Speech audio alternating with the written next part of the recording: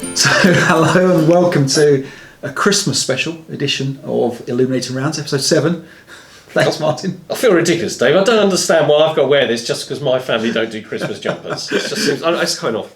I don't care if it's Christmas. So it's Christmas, as you can see. We're at the beautiful Christmas venue today, the Archives Christmas venue. What do you think of this, Martin? Absolutely. It's just really getting me in the mood. Yeah. And you know what gets me in the mood of Christmas? Stalingrad.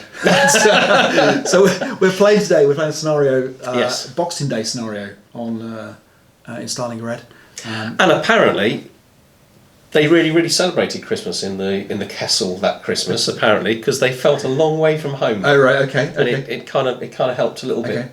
Those demo charge shaped presents that the Russians were bringing the Germans were not that well received. Yeah. But, okay, so we're going to look at Red October Red Factories today. Yes. We're going to play a scenario from it. We are. Mm-hmm. What else are we going to do? We're going to talk about the top 5 things that we don't like about people we play. Yeah, that seems harsh. we love all the people we play. We do.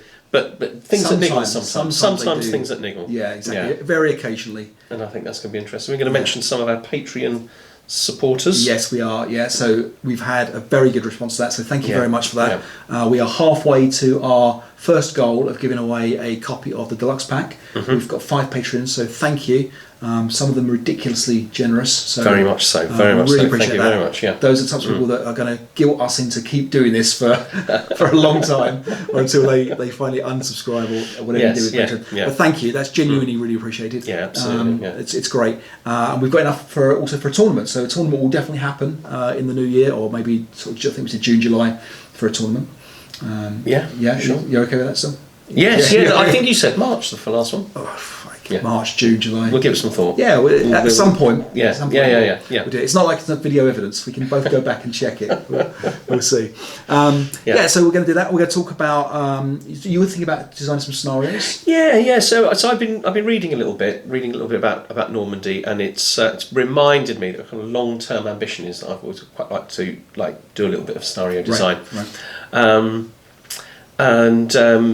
These would perhaps be about Normandy, but I've got other ideas. Yep. Okay. All right. And you did very well in the scenario designing competition that was which you entered as well, didn't you? Yeah, I did. Yeah, but you certainly did better than me. So you have a skill, a certain set of skills that you've acquired. They liked the name, didn't they? Severing the artery. Or something. Is that what it was? Wow.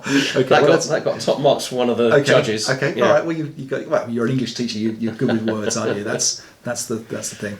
All right. Okay. So we're going to talk about annoying things that happen. Over the game, and it's not that frequent. We still love the game. We still absolutely. But every now and again, something just gets your goat. So I'm going to start by talking about people who eat at the table, and not necessarily just eat anything, but eat greasy food. So I had a particularly bad experience. I kind of get a little bit of PTSD just thinking about this. We got given some shortbread biscuits during the game, and one particular player saw that I wasn't particularly enjoying the idea of him eating. He was dropping bits. He was. Yeah. I mean, ASL players, we're not a tidy bunch, are we? Really, we're quite fastidious with our counter collections, but we might not be particularly great with our I don't know, personal hygiene. Well, that's the other thing. We're going to get to that. So anyway, there was a few crumbs drop in and bits and pieces, and the grease was building up on his fingers. And to kind of literally rub in the pain I was feeling, he picked up a counter with his thumb like this and moved it. Literally using the grease from the... Yeah. It was better than those forceps that can sucker. And that poor British general, or whatever he is, I don't know, the 9091 or whatever he was, still bears the scars of that grease encounter. So that was pretty horrific. But yeah. Amazing. Yeah. Amazing. Yeah. That's not what I thought at the time. So that McDonald's I brought around. No, please. I just leave that in the car. Yeah. Okay. All right. So the other one's obvious, isn't it? The next one is slow play. And I think we have to say, obviously we all play slow sometimes because sometimes it's difficult. It's a complex game, isn't it? And you kind of accept that.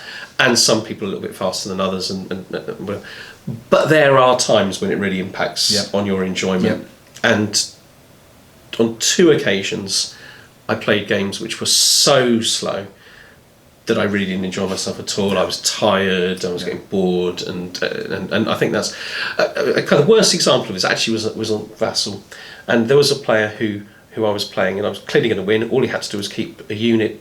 He had to have a good order multi-man counter in a unit, in a building. All his other units were gone. He had one like half squad left. All of my force were practically surrounding it, and he had to decide whether to stay where he was or assault move into an adjacent building. And it was adjacent hex, and it was a very, very, very slight difference, and it took him 25 minutes to consider that move. I think I was watching that game as well. I think you and I might have been chatting at the same time. And eventually he made his move, and I went, right, okay, 36 up 2, and that was the end of the game. And I was just like... yeah, there was a theoretical chance of it. If he rolled double ones all the way for the rest of the game, and I rolled double sixes, theoretically he might not have lost. But to take 25 minutes, that was such a negligible difference. That was unbelievable. Yeah, that's bad. And sometimes it gets worse as well playing in a live game. And I've certainly kind of walked past you as you've played a tournament game, or you've played a slow player, and then you've given me like the look in the eyes, and then that person has started chatting or has got distracted. Yeah. And you're the politest guy in the world. You're not going to say anything to anybody, but your eyes tell a different story. I have struggled. I mean, I was literally sitting there for sort of 40 minutes waiting for somebody while they're thinking, and then suddenly look up and go, whose turn is it? And one time I remember playing a game like that and looking over at the window, because we were in one of the hotels, and you and Indy were in the window waving because you were off to the pub. I'm just like, on turn 2.5. Yeah. Brilliant. Okay, all right. So number 3, rules lawyers. So now, okay, we've often talked about the fact that ASL is not necessarily a game against 2 players against each other. It's really 2 players against the rule book. and that's the spirit that you have to play ASL, I think. Yeah. Regardless of whether you're playing in a tournament, in a whatever. I mean, I appreciate that. There's very rarely is there any kind of finesse or money or whatever on the line for a game. Yeah. It's all about let's just see what happens, and it is the story that tells. I've had games where people have asked me to prove that it can snow inside a building and things like this because the weather outside is not good, and sort of knowing that that's a difficult rule to prove. Possibly, yeah. I mean, maybe supposition. I don't know, but it's we have this thing where we're looking up rules, and we'll be we'll both help each other look at rules, and we'll read out the number that we're looking at, and because it genuinely is like it's a combined effort, isn't it? It's like a collaborative game. So. But when you're playing someone who doesn't play now, maybe it's unfair because I think we play to that particular spirit, but it's no. But it doesn't mean everyone has to play to that spirit. Yeah. But it does frustrate me a little bit that you can't necessarily play. And we've seen examples on other people's the style they play and things like that, where they have been a bit tricky with potentially how people have interpreted the rules and things like that. And I know that there was certainly an instant where I think I ruined one of the a very important game towards on the end of the tournaments, where someone had missed a buttoned up modifier, I think, as part of I can't remember, it was a close combat or something, as part of an ambush roll. Ambush, that's right, yeah. And I think I mentioned now. I've played in the last 5 years. I played a lot of Magic the Gathering, which I'm not proud of, and I'm just trying to get over that whole thing. But where they're really good with that is that both players, all the way through a game, are absolutely responsible for maintaining the state of the game. So that's kind of maintain the state of the game, and to the extent where if you are watching a game where you think that one player has missed something, either deliberately or not, you're supposed to just almost run to a judge, a floor judge, and just get them over and say, look, this is what's happened. I've missed something's missed. ASL doesn't have anywhere near that, the level of resources, everything like that. But you still have, I think, to me, observers have a duty or a course to keep the game kind of maintained, the rules, everything like that. But it's a little bit tricky to. It was a bit awkward, wasn't it? That instance? It was, yeah. So what basically happened? I think the players decided, okay, it's a +2 roll or whatever it was. And I said, okay, don't forget the buttoned up, and I'm obviously not playing. And I appreciate that at that point, I may have overstepped the line, and certainly I expect people to disagree. And it changed the outcome of an ambush, and it potentially changed the outcome of a game. And it was the final, wasn't it? I think it was.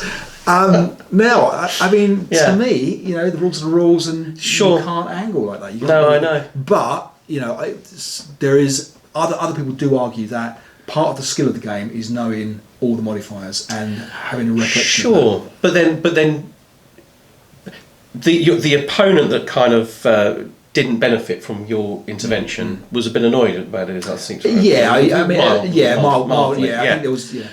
But actually, it is. So I think, as an outsider, I might have been tempted not to get involved.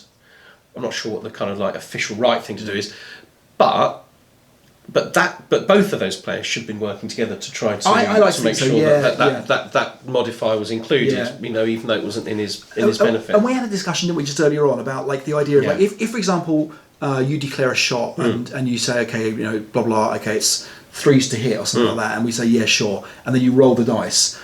We had a discussion about whether, okay, if we've said 3s to hit and you roll, let's say you roll a 4, and then you go through and you go, oh, wait a minute, I've forgotten this modifier or whatever, or the other way around, actually don't forget this, then we haven't locked in those 3s to hit.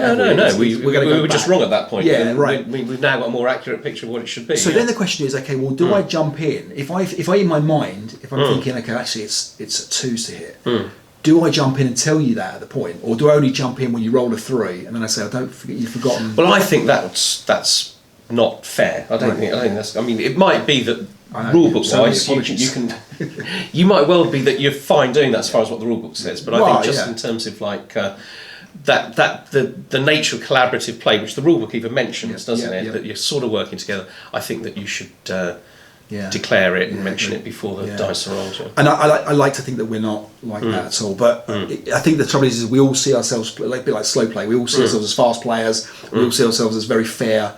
But as you know, as the game gets towards the end, we know that every pip matters, doesn't it? And every modifier. And suddenly, when it's a close roll, let me think a little bit more about what potentially could have. You know. Yeah, that's the thing is we tend to think more carefully about the rules when we're looking for a rule that's going to give us the edge. Yep.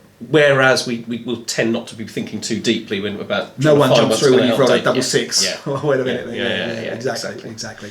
All right. Okay. Yeah. So next one up. Next one up is dice whiners. Right. Yeah, I don't think dice whining is good. We're all guilty of dice whining, obviously. We live our lives, don't we, by the dice, you know. But at the end of the day, I think that the crazy things that the dice give you in this game is what makes it an interesting game. And if it wasn't like that, it wouldn't be interesting. Yeah.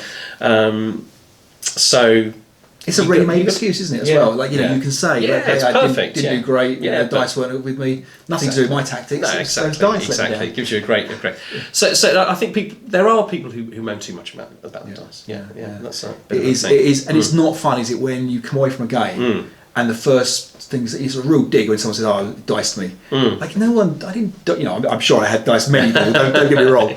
Like everyone's been diced and has diced people. I mean, but no one wants to hear that as a wrap up. You know, you want to hear this guy outplayed me. This guy, it was a great game. We came into the, you know, I mean, every game comes to the last dice roll at some point. And it's sort of taking something away from your opponent if you're kind of saying, well, you only won because you know you roll low dice all the time. But you know, they've won the game. They've beaten you. Yeah, you know, a little bit of grace on that. Yeah, however the bastard did it. So, we don't use that word on this.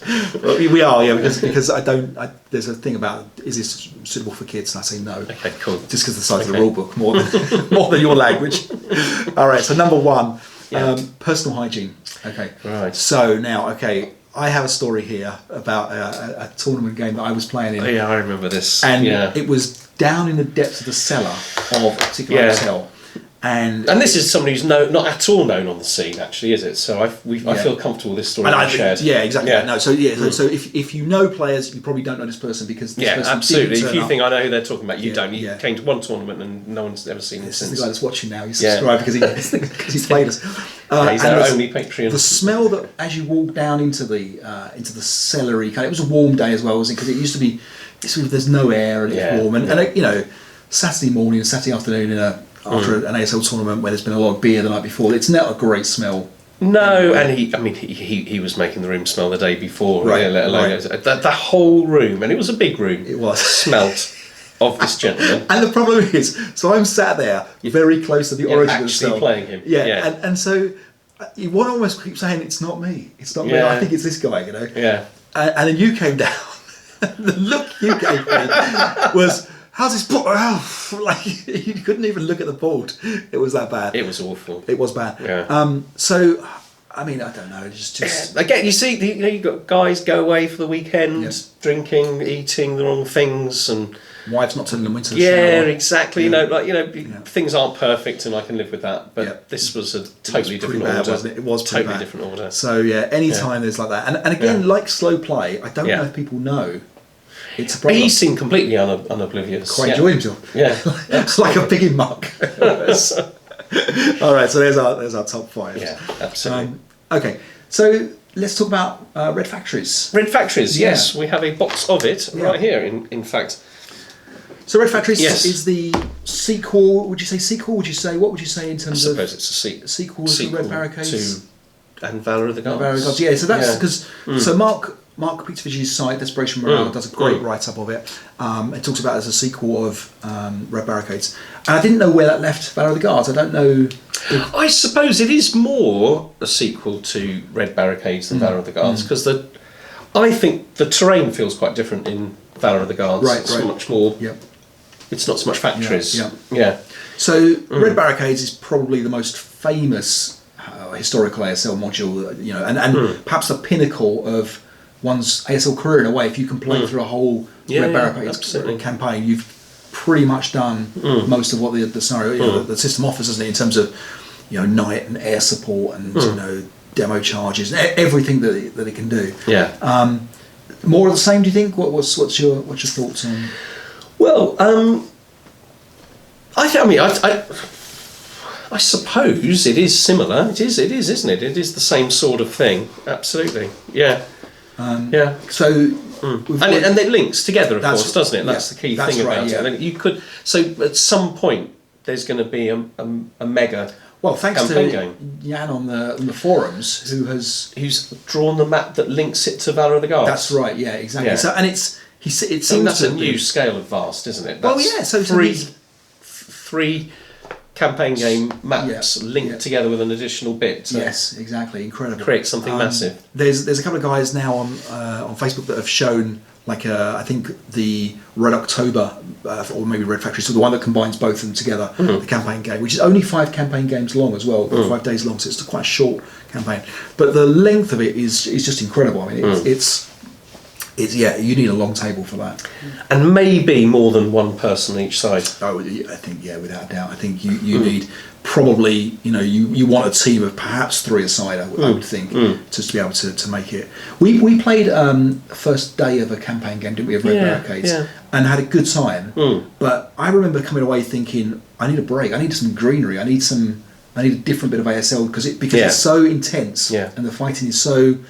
Everything is just 2 or 3 hexes away, isn't it? And that's right. And then you had Craig and Mark from Liverpool who were meeting up every lunchtime to play to play one of the big campaign games, and they took it right through to the end. That's incredible. That's incredible. Yeah.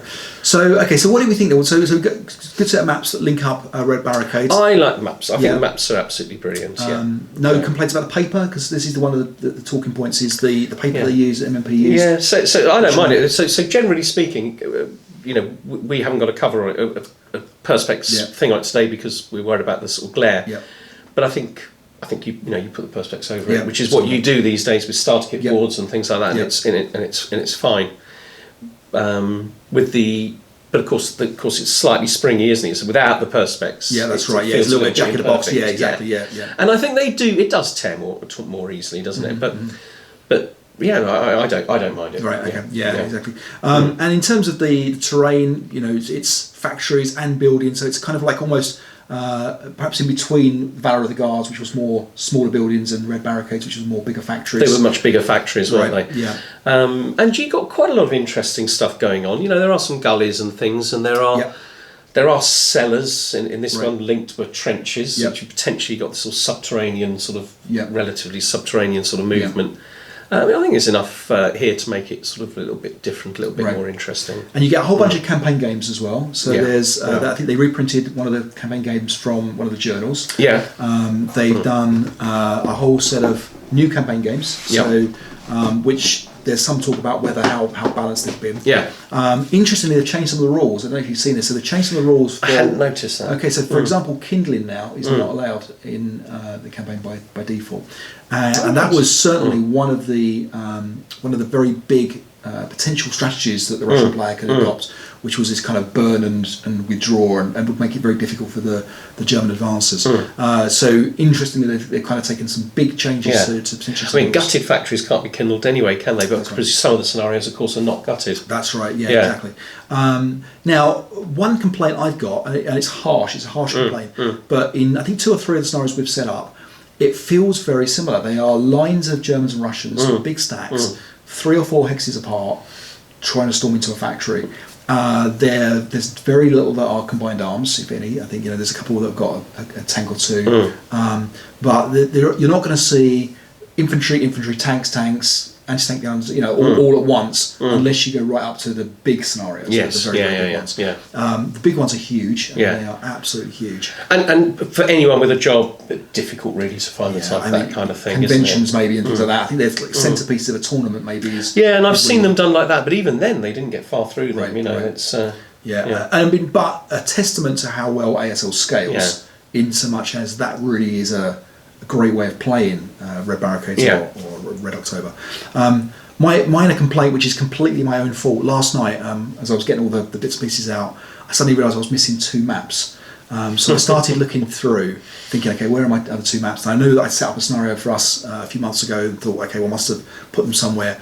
I went through my entire collection, my entire ASL collection, looking for my paper maps, these 2 paper maps.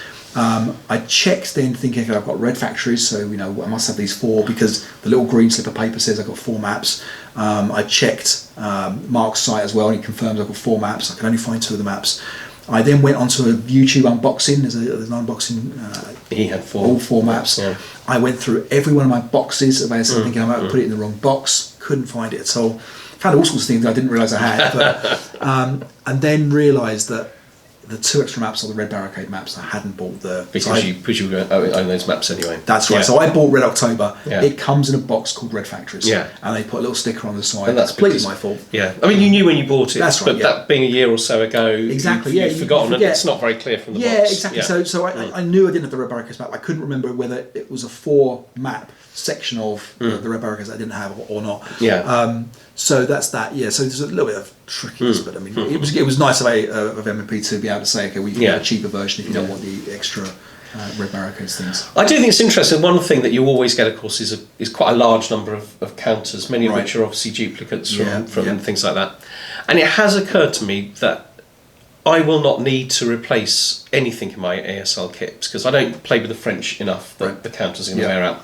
I do play with the Germans and the Russians enough that I could potentially have to replace counters. Sometimes you get like greasy crumbs and things like that on them. Which actually maybe that's a good thing. Just replacing. Whereas all the counters you regularly use, I guess you have so many copies of if you've got anything like a full complement of multi-member. And yet they still talk about the fact that some of the Red Barricades and Red October campaign games need more counters. Really? Yeah, so sometimes you will run out of whatever it is, I don't know, 527. I find it difficult to believe that I could run out of Russian 527s. Yeah, so that's, or maybe the conscripts, I don't know. It's a thing. So that's that. Do you think we'll ever get through to playing we are fairly enfranchised players. I would like to play one of the really big scenarios, like kind of last speed and first speed and things like that.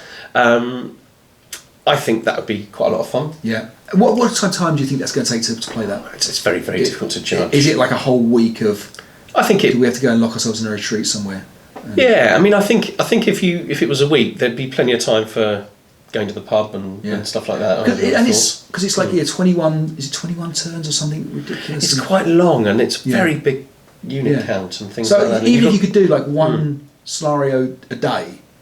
I don't know where, one turn a day. One turn a day. One turn a day. It would take you 21 days. Yeah, I mean, it's just, can you get through? You've got to get through 3 turns a day type thing to do it in a week. I kind of surely you could do it in a week. Surely you could do it in a week. So, I mean, you've got all these sort of like fortified. A lot of it's about capturing very heavily fortified buildings, isn't it? They've got a series of like very heavily fortified buildings, and they have the thing with their fanatics inside and all that kind of stuff and. It'd be interesting. So Red Barricades, Vanguard Guards, and red factories, enough to differentiate them between each one? Is there, if someone hadn't got any of them? Okay, so I think there's an element of more of a good thing. Yep. But I think there is some differentiation between them as well. Okay. Yeah. So would you say that if someone is interested in Stalingrad, they should have all three? Just no. I mean, I guess I guess an ideal world, of course. Yeah, of course you'd have all three. Like my preference is Valor of the Guards. I think Valor of the Guards is awesome. It's an awesome pack. Yep. So that's what I would get first. Yep. But I think if you're a serious player and you've got all of the sort of main modules, I think you'd want all this stuff. And assuming red factories, and of course, red barricades is available again. That's right. Yeah. And of course it hasn't been available for years and years, has it? Yeah. The amount of play, the amount of ASL in that box alone. If you bought Beyond Valor, it's a lifetime, really, isn't it? If all there was the Stalingrad. Campaign games, you could make it. That could be your life. Yeah, exactly that. And it is incredible to think of how much time you could spend playing those campaign games. And I think one of the golden ages of ASL was during the time where people were thrashing out different strategies about red barricades. To the extent of the half-track rushes and the kindling and do you swing around to the right, or what purchase options? It was a bit before my time and a bit before your time, wasn't it? But people talk about that like there's all the golden age. I think ASL. So. But even now, I mean, you can argue now is the golden age as well because. Of all the great stuff we have available. Amazing. Excellent. So we're going to play a scenario today, Stone Age Caves. It looks fairly, it looks like a factory attack across wire. You love wire. You're I like defending with wire. You got caught up on the wire, didn't you, in a scenario or so ago? Yeah. So we're going to see that. What do you think in terms of I don't have high hopes for this scenario in terms of its excitement level, and its just how much fun we're going to have. It feels very much like just line up here, take prep fire shots, skulk, things like that, and we talked a little bit about skulking. It's going to pull back and push forward again, things like that. You've got a few more options to be a bit sneakier, I think, but maybe it's that I'm just not seeing the finesse required for this scenario, and that there's actually a lot more options and a lot more, and maybe I'm just not seeing it, and I completely can accept that might be the case. So I'm intrigued to see whether or not what I think about this scenario. See, I quite like scenarios like this. I mean, this is like sort of bread and butter ASL, isn't it? There isn't anything particularly fancy here. And that's what I enjoy. I just enjoy playing the game, I think. Of course, right. And I think it'd be great if it was like a vehicle or something like that. I'd enjoy that too. Yeah. But I'll enjoy this. Yeah, good, excellent. Okay, well, I'm looking forward to it. So we'll switch over now to my setup, talk about your attacking, and then we'll get on to the game. Okay. All right, great. So here's my setup for Stone Age Caves. The Germans are quite thinly spread thanks to SSR that says they can't have more than 2 squads per hex row. So this is why this flank is quite thinly defended. The Russians will be attacking from this factory here and this flank here. The wire has some gaps which are now defended by the minefields, 2 6-factor minefields. The machine gun bore-sighted locations are signified by the acquisition markers. This is a 16 firepower stack, a 12 firepower stack with the heavy machine gun, and a 12 firepower stack with the medium machine gun here. Dummies defend the flanks and fortified locations, predominantly in the factory that Martin must control all of, and whereas this factory here they only need 4 hexes.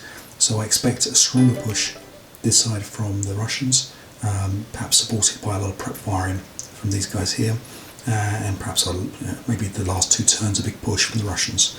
Fairly static defence for the Germans. They'll be skulking back and advancing back in quite a lot of the time, but certainly compared to the last scenario we played, a lot more prep fire and a lot more softening up of the defences before you see perhaps a human wave if Martin's feeling quite excited. Okay, let's see what he does. Well, hello. So we're playing Stone Age Caves from the Red October sort of pack on the Red October map. It's the first time I've played on the Red October map, and I'm really enjoying the look of that. So we've got the Germans set up in Hall 1 and Hall 2. They got a reasonably strong force there. They got heavy machine guns, 2 medium machine guns, a load of light machine guns. They've also got some minefields, which would be interesting, something for me to kind of like look out for. I have to be very careful how I move once I approach. I've got to basically capture Hall 2, and I think I've got to control 4 hexes of Hall 1. So I've got one force on the eastern side, and you can see there I've got them sort of stacked up. I'm going to separate them, move them forward individually. I've stacked them to make good use of the concealment counters, sort of maximise the concealment counters. But as they move forward, they'll separate. I think a lot of my movement forward can be completely unseen by the Germans. There are walls, there are buildings, there is rubble, and I think any of those things will prevent me from being seen. So I think I might be able to move forward quite quickly in the first turn. So over in Hall 4 is my other setup areas. I've got 2 separate setup areas. I've got a unit in Z21. It's actually a 6 to 8 with a demolition charge, and that unit is going to use sewer movement. I'm not convinced sewer movement is particularly good. There's lots of kind of quite high risk in lots of ways, but I just want to kind of give him a lot to think about. If I time that sewer move perhaps into V17 at the right time, give him lots of things to think about, I think that might be quite a good move. I've got the mortar in S22. That can set up hip actually, so I'm going to take that off in a moment, but it's actually going to prep fire right from the beginning, try and get acquisition on probably S18, which might be a big group. It could equally be a stack of concealment counters and dummies, and in U22 I've got a big fire group there with dismantled heavy machine guns. They're going to kind of like try and move forward under cover. And put Hall 2 under fire round about sort of turn 2, just as the other units that are kind of advance, they're going to non-assault move and then advance forward each turn until they get close enough for their firepower to have an effect. Kind of like try and time that so that happens at the same time. We've also got a Q22, which is a dummy stack. They're going to be moving forward, trying to look a little bit intimidating, a little bit like a fire group. And that's it. Finished.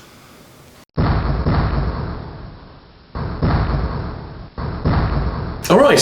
Turn 1 finished. Turn 1 finished. Yes. I mean, it's not like Stalingrad I read about, let me tell you. It's an uneventful first turn. There was one spotting round from a mortar that kind of plopped down on the side of a building. Some very ineffective mines that you found. Very ineffective, double 6. It's a shame that they don't malfunction, isn't it? And they get removed from play, but yeah, there exactly. we go, never mind. So Germans have basically just skulked. Russians have advanced much further than I would have hoped. It feels like a horde of Russian question marks encroaching. So from Hall, is that 4? Yeah. One. There's Hall 1 in the middle. No, my one. What's my one? Oh, yeah, Hall 4, yeah. From Hall 4, they just sort of assault moved and advanced, didn't they? So that was like a small rate of progress, but they're not very far away, are they? Pushed the mortar out, the mortar out as well. Yeah, because I placed it badly. Yeah, I couldn't see over the embankment, the railway embankment, which didn't occur to me. Yeah. Bit quicker moving on the other side, but I've just reached the wire. I've got to get through the wire. You've got looks like some strong forces there to meet me. Yeah. So that's going to be interesting. Okay. Yeah. I've also going for the sewer movement. You have. That's right. Yeah. I've no idea whether this is a good strategy, but it's not often you get the chance to do sewer movement. So I've got a unit moving through the sewers. Excellent. Yeah. No. Very good style points there. All right. Okay. So see turn 2. Yeah. Turn 2 done. Turn 2. Yeah. Yeah. A couple of double 6s for both of us, wasn't there? All right. You can say for you. And you. No. And you. Did I get some? You're a mortar. Oh, of course. I malfunctioned the water, didn't I? Yeah. So my machine gun, I had a 24 down 2. Yes. against It did more or less eliminate me. Yeah, absolutely. In the end, it's a broken half squad conscript, isn't it? Exactly. So it's virtually out of the game now. That's right. And you mouthed your mortar, which I mean, you said wasn't doing a lot, but it was preventing me from getting to the front of that factory. That's right. I was being a bit of a girl, and I shouldn't say that. Yes, it was useful. It was pinning a hex, wasn't it, that you could potentially put the stuff in. That's right. Yeah, exactly. Yeah. But you've certainly so you've made a great move with your sewer movement. You're underneath the floorboards. I don't know if this is good or not really. I mean, they're underneath you. Yes. It makes you think a little bit about. It makes you have to work a bit harder to think about where you place your units. I think. Yeah. It's a little bit of a mixed blessing. I think coming up out of sewers. Yeah, but you're in the factory. You're in the factory. I'm in one factory and on the edge of another. Possibly on the edge of the other one. Yeah. So I lost a squad and a half though. Did you? You no, I did. Yeah, I lost a squad and a half. Yeah. But what I noticed by the way about the scenario was the balance per side. Have you saw it? I didn't look at that. Taking 2 squads off the Russian side, which is we've just done that. Yeah, but it's a big swing, isn't it? In terms of at the start of the game, 10% of the Russian troops. I'm not sure how it's going. It's quite interesting, isn't it? It was certainly nice to be in that one building in hall. It's really weird because there's not a lot of firing going on. And it's all kind of like everyone's skulking around and sneaking. So maybe it is very, very Stalingrad-like in the people sneaking up and around. But there's some big firepower out there once it starts to take its toll. I think. Yeah. Excellent. Okay. All right. So let's see. Turn 3. Turn 3. Okay. Right then. So Martin, you've had better turns, haven't you? That was one of the most painful ASL experiences of my life. Right. Yeah. Where do we start? Again. Good. So I've lost a lot of units that time. Yeah. So I try to get into a little bit of a close combat, ambushed you. Yep. Cloak walk. Very much like last week, was it? You did everything right. Got in there. Yeah. Got the ambush. Got the ambush. Hand to hand. Missed by one. Yeah. Got waxed back. Yeah. And before that, you had your big stack, your big kill stack, that didn't do anything against my concealed guys. Yeah, no, I think I had made a mistake with those by moving them to where they moved. So, but this was T19, isn't it? That's right. Yeah, them being in the open. But I did think that because I had a few options around. There was like potential for smoke, and there was some other thing. I thought I could protect them. Yeah, and I didn't. But you took a 16 flat. Yeah, got a 3. KIA, one KIA. Yeah, which took out your 9-2 leader. Yeah, all the squads. And that's right. So the heavy machine guns are just lying there. 2 of the squads broke again, didn't they? And so became half squads. Then I got lucky again because the sniper then hit 2 of your squads over on my far left hand side. That's right. Broke them both. Then you had to route them forwards towards me, you, and then you were able to advance into close combat. My concealed guys advance in. Yeah. So then they whack those with hand to hand. And I didn't get under the wire on the one flank at all. Yeah. So really, in every. You have got into the building with the sewer movement, which was the sewer movement is the only thing that's worked, and that's been good. That's been a good. In fact, I even broke a unit of yours, didn't I? With that. Yeah, the demo charge guy popped up, broke that guy. I mean, as I say, my force is stronger now than when it started. I think mine's weaker. Yes. I think now, if anything, your force is stronger than mine, and it should be you on the attack, not me. It does look tough. We're going to play an extra turn to see how. I think one turn, see how it's going, and then I think that will probably be could be tinkering on the edge. Yeah, I think so. All right, okay. So let's get this one over and done with, and we'll see. But you could be smiling the other way. Absolutely. Who knows? All right. Okay. Then. So, Dave, it remains challenging. It is remaining challenging. A couple of things did go my way that time. No, I don't. Not enough to make me feel jubilantly confident. Right. But I'm definitely in Hall 2. Yes. Yeah. And I've caused you some casualties now. You have. Yeah. I lost a half squad in close combat. Didn't you even get an ELR and the 467 went back to a 447? You got me back to the original strength. Yeah. And I did lose a leader and a squad. Yeah. Fatal route in the other building. So that was. I, however, have also lost a fair bit. You have, yeah. And the attack on the building on the east side. I'm wiped out. There's nothing left at all. I've got some broken units. Yeah. But then they can't. They're not likely. They're not going to rally. There's no leadership over there. You've got lots of Germans around, so they're one way or another. I think they're out of the game, aren't they? Yep. So I think the reason it's almost impossible for me now, short of you running out of the buildings and vacating them for me, is it's going to take all of the time I've got left, perhaps to secure building number 2.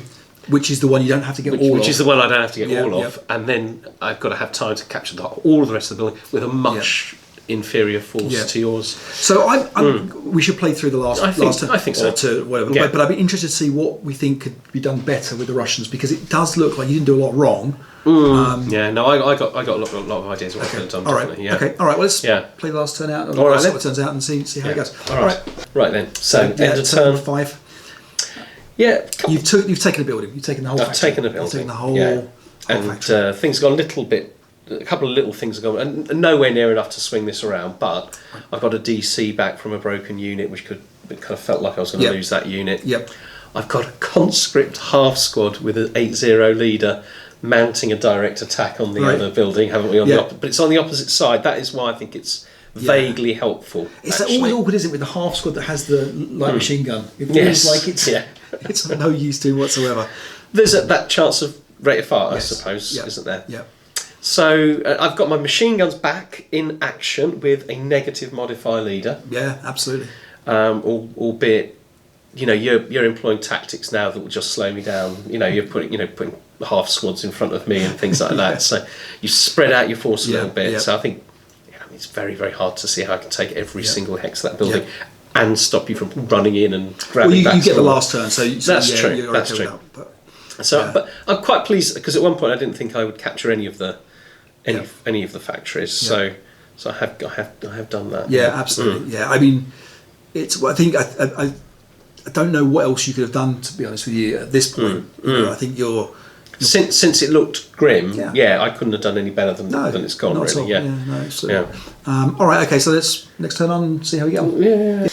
Right Okay. then. Game's over. Is a sense of relief for you? Yeah, that was tough. That was very, very tough. Yeah. So in the end, we didn't play out the last Russian turn because it was clear I couldn't capture all of the. We spent a couple of moments going so that leader could get into close combat with those two concealed squads and try and kill them in hand-to-hand close combat. Yeah. And it was obvious that it wasn't even mathematically possible for me to get all of them. Yeah, I got a little bit lucky on a couple of close combats at the end there that could have moved away. Yeah. I mean, but I think all that could have done is made it a little bit closer. I think for quite some time. I agree, and I think we mentioned before. I don't know what else the Russians could have done in the whole of that game. So you talked about bigger fire stacks. Yeah. So I kind of had this idea of moving a little bit dispersed across the open ground. Yep. But once you get to, and that kind of works, and you can do fire groups and things like that. But once you hit the wire, it really disrupts the progress you're making. I think what I needed to do was to move forward through the sort of stone buildings more. Yes. Build the up trenches didn't get used at all, did they? Which was we didn't come across the trenches. No, we didn't really use the trenches. I think the trenches partly there. I mean, this one is people can't see what we're pointing. N16. Yes. That one I think there is just to give the Germans a way of moving from cellar to cellar, perhaps avoiding fire. And we thought we didn't use the upper level buildings at all, did we? No, we could have done. We could have used upper level buildings a little bit. There's not many, but there are some. But the other trench, I think, is to allow the Germans to set up in this hex and fire perhaps on here. Yep. Y18. I think that's a possibility. Right. But I think through the big stone building, not big, that sort of T20 sort of stone building, I could have had quite strong stacks of units moving forward, protecting like assault troops moving forward, the 628s moving forward with machine guns.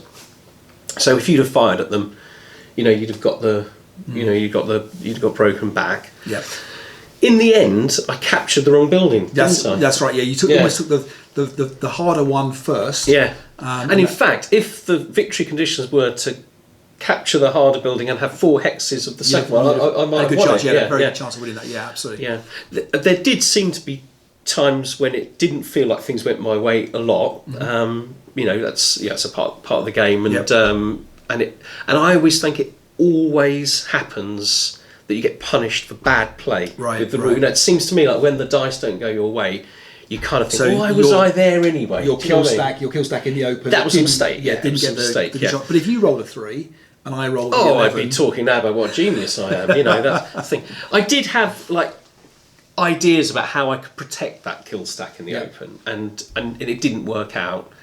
In part because of the way you advance forward into good defensive positions. You smoked very well the edge of the factory, and that was really good. That kind of broke that position, didn't it? Yeah. And we tried some breaching with the demo charges as well for the fortified location. Yes, that's we right. had a question there because it's the first time in the rulebook that I've seen the definition of, or not definition, but referring to full TEM and normal TEM, which is, so we're not quite sure about that. So for example, here we've got a fortified building location in a factory with debris.